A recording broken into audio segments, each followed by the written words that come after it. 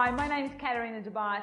I'm from Heading Out Hair and Beauty, and I'm here today with Show Pony to show you some wonderful skin wefts. These are so great, they are so undetectable that most celebrities are wearing them today. People like Elle Macpherson, Jen Aniston, the Kardashian sisters, Kim and Khloe. And it's really, really important that you get a really good quality human hair extension. The most important thing when you are colouring hair extensions is to remember to go from light to dark, not the other way in return.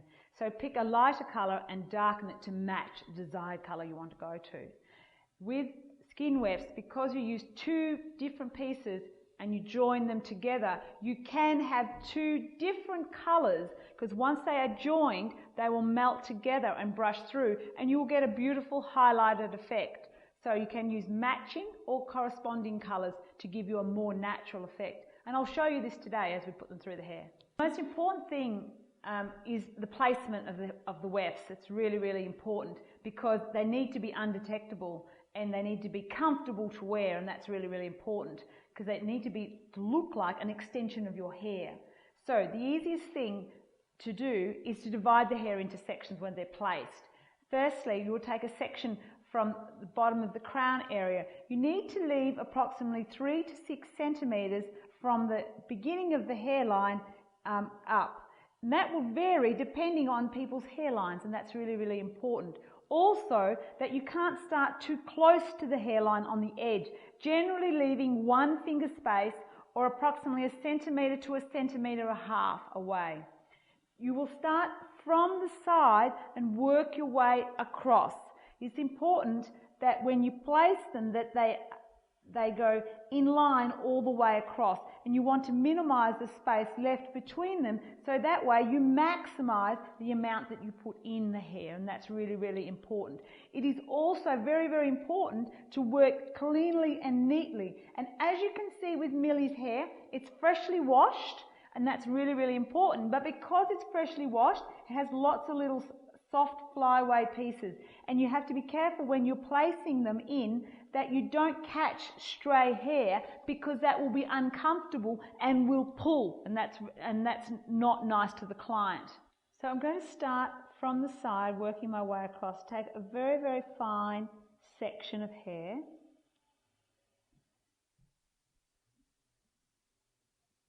And the section of hair needs to be the same size as the skin weft. And now, as you can see here, this is a skin weft that's had the tape removed, so it's very, very sticky.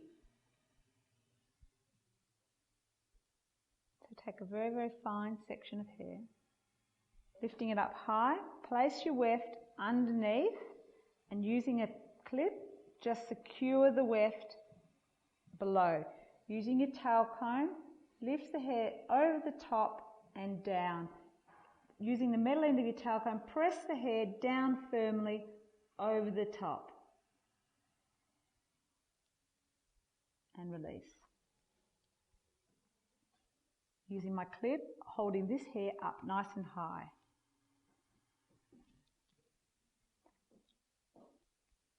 Getting your next skin weft and placing it directly over the top. Really, really important to try and line it up perfectly, starting in the centre and pressing your way out.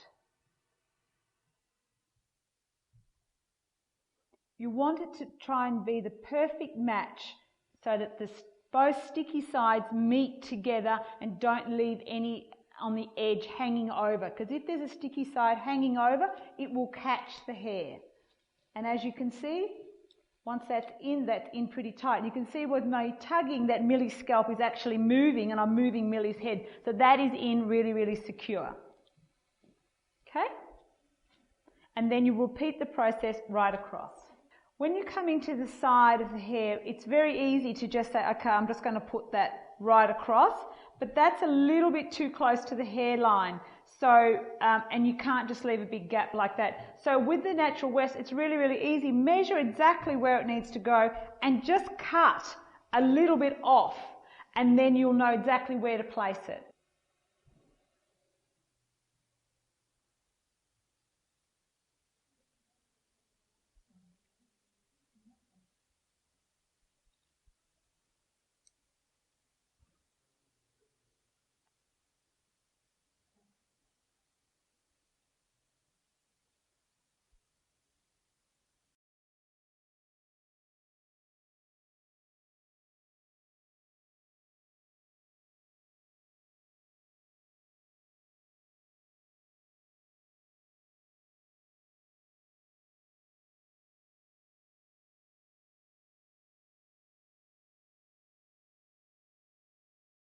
Once the bottom row is done, we now work above to our next section, section number 2, which is actually above the occipital bone. And it's really, really important that you don't put a section of hair extensions on the occipital bone, because obviously that is the widest point of the head. So we need to go above. When you are trying to put extra hair extensions, you can go back in and fill a row along that line, but you would space them out a little bit so it's not too dense. But we will go straight to the next section up. When we come to this section here, it's different to the bottom. You actually start from the center. So placing your hair extension in the center and pinning it. Whereas as we did our first section at the bottom, we started from one side to the other. And the reason for that is we need to do that when we're working the side. So you can't start from here and work around. You need to work from the centre back, working forward, so that you can sculpture it around the face. It's really important when you're working the extensions around the face that it suits the client and works, because everyone's hairline around the front is very, very different. So the back is really pretty much regimental, but the front is very, very personalised.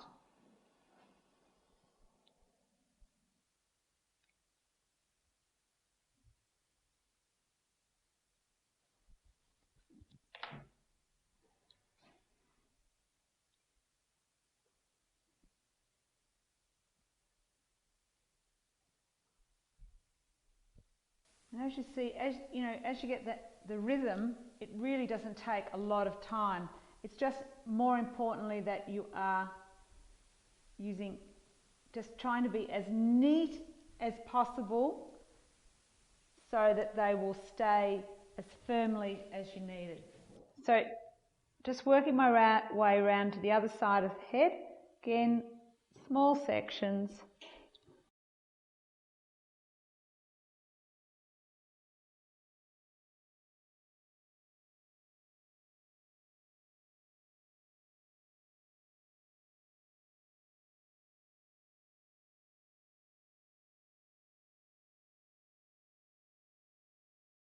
Okay, so what we're going to do now is we've got 2 layers in. We're just going to drop the top down. I think that's really important. Just run your hands through and just have a look and give it a little bit of a brush so you can just see how your working progress is going, because I think that's really, really important, working through the hair here. And you can see there it's starting to fill in. We've still got a little bit more filling to do through there, so we will put 1 more layer in through there to just help break that up and fill that in. So once they're all in, it's really important, drop the top layer down and just fling the hair and have a little look. And as you can see, that now has 3 layers through there, which is looking great. Because don't forget, we will come through and personalise and take some of this off. And sometimes it's great, just a tip, not to show the model the back, because they'll flip and love it and won't let you cut some. But we do need to take a bit of that off so it can blend. But you can see that looks pretty good, and I'm putting my hand through that. The other important thing, I just want to show you this. If I just pull that down flat, really flat with my hand, look how flat that is to her head. You know what I mean? And if I turn her sideways, and that's just roughly, you can't see, can you see any joins or bumps or humps? And that's what's really, really important. That's what's so great about skin wefts. They're so natural. Okay, we're moving around to the sides now. This is a really, really important area that you need to work on and really personalise. I've sectioned off the top section here, which is for our special effects, so just section that out the way. The really important thing is to make sure when you're consulting with your client that you work out how she likes to wear her hair, whether she does wear her hair down or she's going to tie her hair back a lot. Millie likes to tie her hair up on the odd occasion. So I'm going to put the side wefts on an angle so that when she pulls the hair back, they will fold back and sit more flat on her hair. But the most important thing that you need to stress to the client when you do that because it's on an angle and not falling with the natural fall of the hair, the weft can tend to slide down the hair shaft. But a lot of clients, because they will like to tie their hair up, they're quite happy to put up with that. It's just important that you tell them up front that that's what's going to happen. We are going to do it on an angle because I want it to sit, when she pulls her hair, sit nice and flat for us. So again, working the same way, remembering when you're coming to the front that you have the same problem as you have around the nape. You always have an uneven hairline, so making sure that you leave enough hair so it's covered. Some people have a very low, some people have a very, very high. So working, make sure you measure your wefts in so you can work it out. I'm going to put a full one plus a little mini piece in this section here.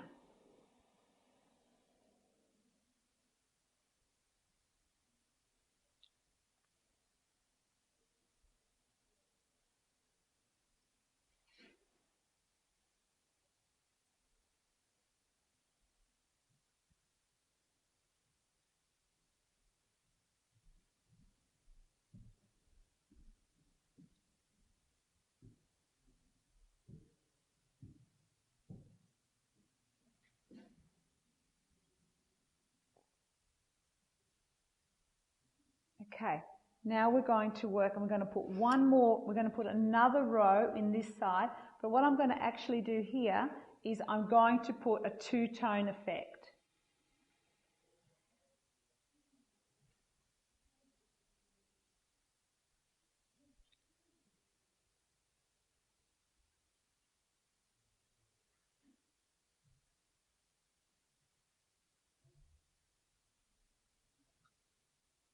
So what we're actually doing now, as I'm coming around the front, I'm personalising, and what I'm going to do is do a two-tone effect. So I'm using a really light highlighted one, which I'm putting underneath, and then I'm going to use the top layer will be the same as all the other extensions that we have been doing already. So and that's just to give me a little bit more of a highlight around the front area. If I just spin Millie around slightly, you can see that, that she's just getting just a little bit more of an accent and highlight. So it doesn't have to be matchy-matchy, so you don't have to have two pieces absolutely match. You can have contrasting colours. And you can work even with 3 or 4 colours working all the way through the hair if you want to get that nice multi-tone. And that's what's really, really good. But basically it's a way of adding instant colour to her hair, and also meaning that she can change her highlights every time she changes her extensions.